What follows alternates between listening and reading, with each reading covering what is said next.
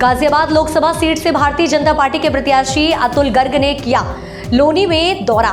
लोनी के सभी मंडलों के कार्यकर्ताओं ने अतुल गर्ग का भव्य स्वागत किया है। आपको बता दें कि लोनी की जनता व सभी मंडलों के कार्यकर्ताओं से मुलाकात की।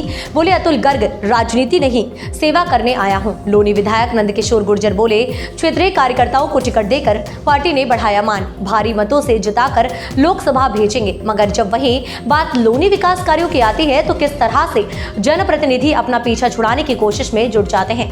पूर्व सांसद जनरल वीके सिंह ने सपना दिखाया कि लोनी की सड़कों को जल्द ही ठीक किया जाएगा। इसके बाद अभी तक ऐसा कुछ नहीं हुआ। दिल्ली सहारनपुर रोड की हालत काफी समय से खराब है, मगर अभी तक भी सड़क का निर्माण कोसों दूर है। वहीं जनरल साहब लोनी को एक सपना और दिखा गए हैं कि लोनी में जल्द ही बसें चलाई जाएंगी। आपको बता दें कि लोनी में जल्द ही बसें चलाई जाएंगी जो कि हवा में उड़ेंगी और लोगों को सड़क पर चलना ही नहीं पड़ेगा। वहीं यही बात जब लोकसभा सीट प्रत्याशी अतुल गर्ग से पूछी गई तो उन्होंने जवाब दिया कि इस बारे में मुझे कुछ नहीं पता, फिर भी मैं जनरल साहब से इस बारे में फोन पर बात करूंगा। अब देखना यह है कि लोनी दिल्ली सहारनपुर रोड सिर्फ कागजों में ही बनकर तैयार होगी या धरातल पर भी कुछ निर्माण किए जाएंगे। विधायक जी, आज जो उद्घाटन हुआ है करोड़ों रुपए के विकास कार्य को समर्पित किया गया है, क्या कहना चाहिए? देखिए, आज बहुत महत्वपूर्ण दिन है। सनातन धर्म के अनुसार आज एकादशी है।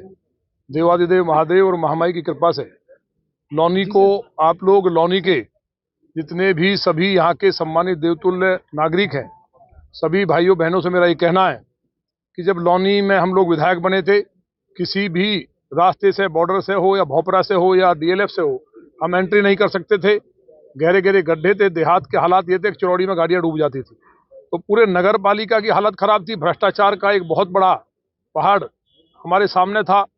हमने दिन रात लग करके काम किया। 10 नए बिजली घर बनवाए, जिसके कारण 22 से 24 घंटे बिजली आई। 5 और नए बनवा रहे हैं, बहुत तेजी के साथ जल्दी उद्घाटन करने जा रहे हैं। बिजली 24 घंटे हम लोग करने जा रहे हैं। सड़कों का जाल बिछाया, देहात की सारी सड़कों को दुरुस्त कराया।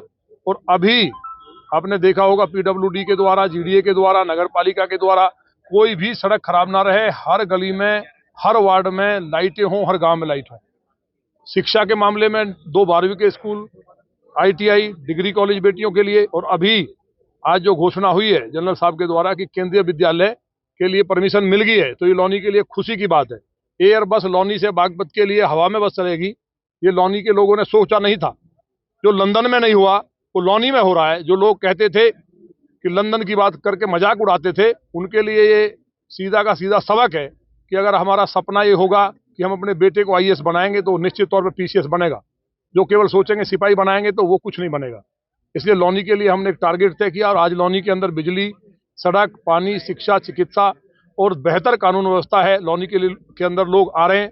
10,000 रुपये गज इंडस्ट्री के प्लॉट के रेट थे, आज 80 से 90,000 स्काई बस लोनी के लिए पहला ऐसा माहौल जिसको बिल्कुल ऐसा देख सकते हैं। पूरे भारत में अगर स्काई बस सिस्टम आएगा तो पहला स्काई बस सिस्टम लोनी में लगेगा। आपने जो स्कूल की बात की, स्कूल एक हमारे लिए ऐसा विषय है जिसके लिए देखिए, स्कूल जो है ये सैंक्शन हो गया था तकरीबन 4 महीने पहले। अब वो वैकल्पिक स्थान हम ढूंढ रहे हैं ताकि वो स्कूल चलाया जा सके, क्योंकि जब तक वो कंस्ट्रक्ट होगा, बनेगा केवी संगठन के द्वारा, क्लासेस तो कहीं चलनी चाहिए ना। तो वो जगह हमको मिलने के अंदर मुश्किल आ रही है। अभी विधायक जी भी उसके ऊपर लगे हुए हैं, हम सब लोग लगे हैं ताकि एक वैकल्पिक स्थान मिल जाए तो क्लास चल सके, तब तक स्कूल बनना शुरू हो। अच्छा, आप कह रहे हैं पहले क्लासें चलेंगी, उसके बाद स्कूल का निर्माण होगा। अरे भाई, आज आप अगर एडमिशन लेते हो, स्कूल बन के तैयार तो नहीं हुआ ना, तो स्कूल चल पड़ेगा वैकल्पिक स्थान पर। और तब तक वहाँ पे क्लास, जो स्कूल की पूरी बिल्डिंग बननी है, जिसके लिए केंद्रीय विद्यालय संगठन पैसे देगा, वो स्कूल बन के तैयार होता रहेगा, ताकि इन बच्चों को फिर परमानेंट जाने के अंदर 1.5-2 साल लगेंगे। तब तक स्कूल तो चलता रहेगा ना। जिन बच्चों को एडमिशन चाहिए, स्कूल किसके लिए है? बच्चों के लिए। अब वो केवी के लिए कहाँ जाता है?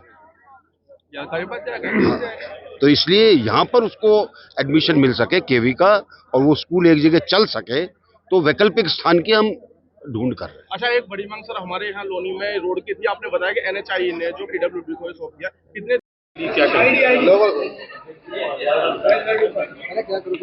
मैं प्रत्याशी हूँ।